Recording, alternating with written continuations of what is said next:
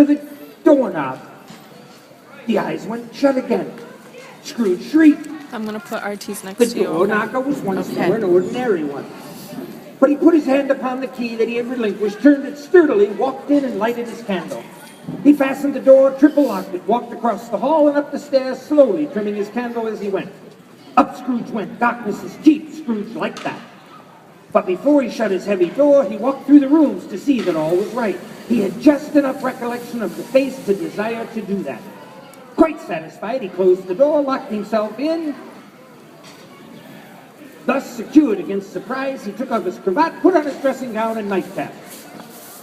He thought he saw Marley's face everywhere, in the shadows, in the tiles of the face, in the flickering flames. And then, all of a sudden, Scrooge heard a horrible cracking sound. He froze, listening. Scrooge stopped breathing. His heart pounded with terror. Someone was inside the house. Scrooge was paralyzed with fear. The footsteps stopped right outside his door. There was a long moment of silence.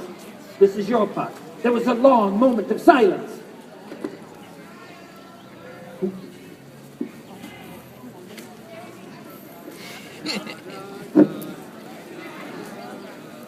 Da da da da da da da da da. Ah, yes. It was Ebenezer Scrooge. How are you people today? Now you got to work with me here because from time to time I will still be a narrator. So we're going to go narrator, Scrooge. Narrator, Scrooge. Work with me. Scrooge was paralyzed with fear. Footsteps stopped right outside the door. There was a long moment of silence.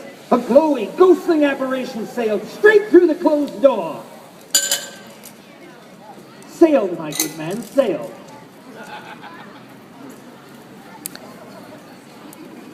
What do you want with me? Much. Now, much. Who are you? Ask me who I was. All right then, who were you? In life, I was your partner, Jacob Marley. You don't believe in me. I don't.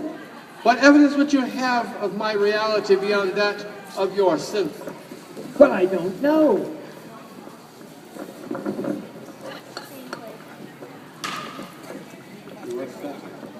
You were fatter. This is your fearful cry. You're supposed to act like Joker Marley the ghost. Yes, it says right here, as the spirit raised a frightful cry and shook his chain. Oh! You trouble me so for many reasons. You had better tell me why. I wear the chain I forged in life. I made it link by link and yard by yard.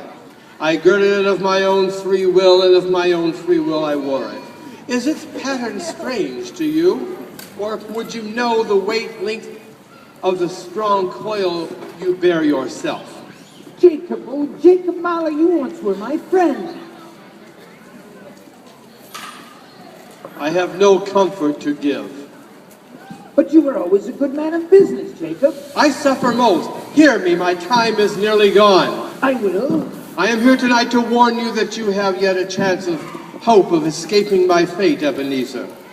But Jacob, you were always a good friend to me. You will be haunted by three spirits. Is that the chance and hope you mentioned? It is. So it'll go on YouTube. I think I'd rather not. Without their visits, you cannot hope to shun the path I tread. Expect the first tomorrow when the bell tolls 1. Couldn't I just take them all at once? Expect the second on the second night at the same hour, the third upon the next night. Look to see me no more, and look that for your own sake you remember what has passed between us. Yes. Now we go to the narrator. Sometime later, Scrooge awoke with a start. The room was dark and quiet. He blinked, listening. Had it all been a dream? Then suddenly he heard the church bell toll once. Scrooge saw a small, strange figure standing If you there. want to switch It looked like a spots with me child. so I can actually It looked like a child, but with the features of an old... I'm going to get in trouble with this one. It was the lovely lady who was going to play that part for us. Thank you very much. Go ahead. Are you the spirit whose coming was foretold to me? I am. But who are you? I am the ghost of Christmas past. Rise and walk with me. Do you recognize this place? Yes, it's a deserted schoolroom. The school is not quite deserted. A solitary child, neglected by his friends, is left there still. Good Lord, I was bred here. I was a boy here. Then you do remember it. Remember it while I could walk it blind. Why, that's my old headmaster, Throttle. Not me, him. I'm not in school. I'm younger now, over there.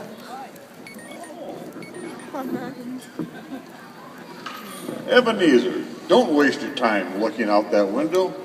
Your guardian is too busy going over his books to squander over a young lad on Christmas. That's why you're under my care. You're supposed to be a mean headmaster. We gotta get him to be a little meaner over here.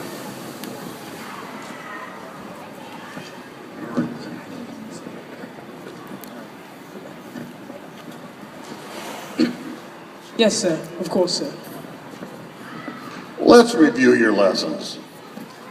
Must we, sir? It's Christmas Eve. Do you know what this is? Yes, it's a ruler, sir. And what is it used for? To measure things, sir. And what else? To draw straight lines with, sir. And what else? I don't know. We'll find out on the next page. Reprimand disobedient young boys.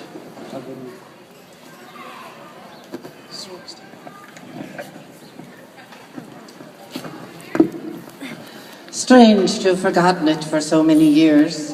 What's the matter? Nothing, but there was this young girl singing the night before. I just wish I had done something for her.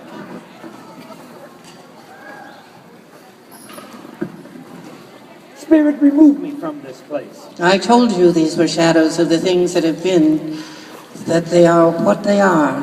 Do not blame me. Oh, remove me from it, please. I cannot bear it any more. He turned upon the ghost, seeing that it looked upon him with a face in which some strange way there were fragments of all the faces it had shown him. He wrestled with it. Leave me! Take me back! Haunt me no longer! When the bell struck one, another ghost appeared. The ghost was a huge, jolly giant. The ghost was a huge, jolly giant. Lou, I am the ghost of Christmas present. Look upon me. Have you ever seen the like of me before? I don't think I have. I'm afraid not. Touch my robe. A little more ghostly. Touch my robe. Spirit, conduct me where you will. I went forth last night on compulsion, and I learned a lesson which is working now. Tonight, if you have aught to teach me, then let me profit by it. Touch my robe. The ghost, get over here. You're the ghost, you're supposed to float. The ghost steered them into a narrow street lined with red brick houses, all of them exactly alike, dirty and crumbling. He stopped above one in particular. Scrooge wrinkled his nose, I can do that, at the poor surroundings.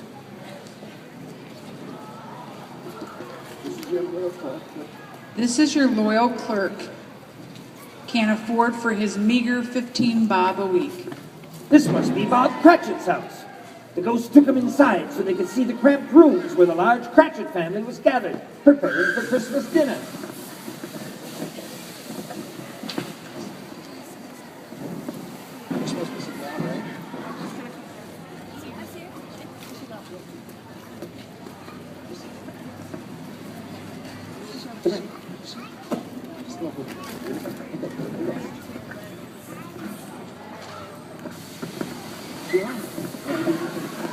How did little Tim behave at church today? Oh, good as gold, and better. I believe he's becoming more healthy and more hearty every day. Because of his love for the child, he wished to keep him by his side and dreaded that he might be taken from him. He started dinner by raising his glass, and he gave a toast.